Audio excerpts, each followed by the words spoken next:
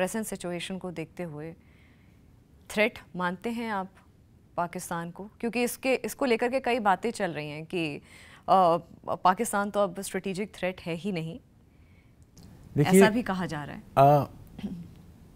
इस स्टेटमेंट देने से पहले मैं आपको एक चीज़ याद दिलाना चाहता हूँ कि पाकिस्तान एक न्यूक्लियर वेपन एबल्ड कंट्री है।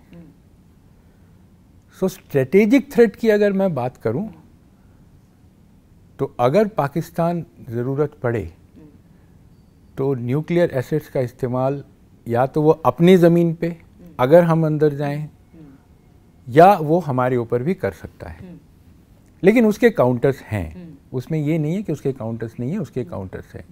जहाँ तक पाकिस्तान का सवाल है, मैं ये मानता हूँ कि a stable Pakistan, a stable Bangladesh, a stable Myanmar is always good for India. तो हमारी जो राष्ट्र नीति है, हमारी जो कूटनीति, हमारी जो फॉरेन पॉलिसीज़ हैं, वो बेस्ड है कि हम चाहते हैं कि हमारे जो पड़ोसी हैं वो स्टेबल हों और उनके रिलेशनशिप हमारे साथ अच्छे हों। अब वो क्या करते हैं, that is to be seen. हाल फिलहाल में वो कैसे हमारे ऊपर बिलीव करते हैं या हमारे ऊपर उनका बर्ताव क्या है।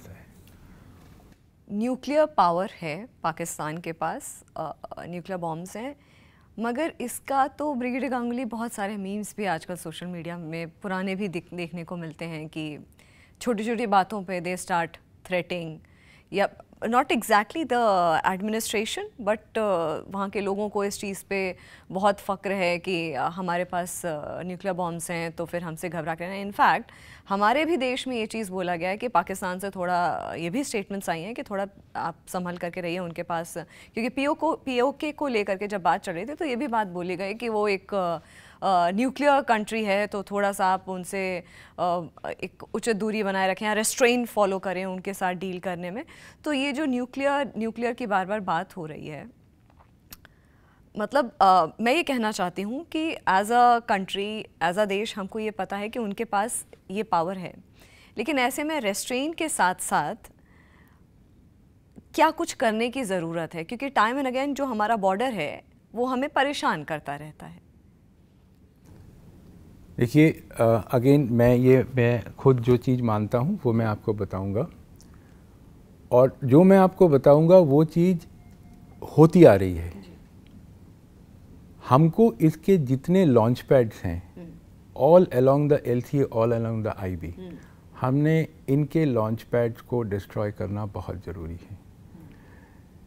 लेकिन इसका मतलब नहीं हमने एक बार डिस्ट्रॉय कर दिया वो वापस बना लेगा। आपने प्लेस A को डिस्ट्रॉय किया, वो प्लेस B में बना लेगा। ये गेम चलता रहेगा। हमको जस्ट अक्रॉस द LCA इनके जितने लॉन्च पैड्स हैं उनको हमको पनिश करना बहुत ज़रूरी है। और वो basically that is all ISI based, that is all Pak army based, they are helping, that is one.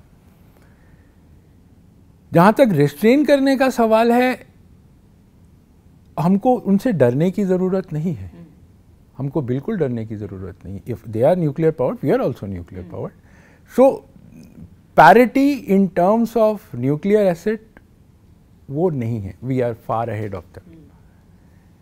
Pakistan also knows that if he does the mistake of opening the Pandora's box, they will not be there. उनका नामो निशान मिट जाएगा, वो उनको भी पता है। और मैं ये चेस्ट थम्पिंग नहीं कर रहा हूँ, ये मैं अपने देश की एबिलिटी को ध्यान में रख के ये बात कर रहा हूँ। तो बहुत मेरे को तो इतना पता है कि present regime of Pakistan which is controlled by their army chief, he knows this fact very well. तो इस चीज़ पे हमें डरने की ज़रूरत नहीं है। और पाकिस्तान एक थ्रेशोल्ड को मेंटेन करता है, वो थ्रेशोल्ड को क्रॉस नहीं करता है।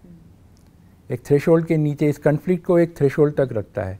उसको भी पता है कि India has got its own compulsions and own strategic views, तो उसके नीचे वो इस कन्फ्लिक्ट को रखता है। जब तक वो रखे, it is good for him. He crosses that threshold, he will be punished.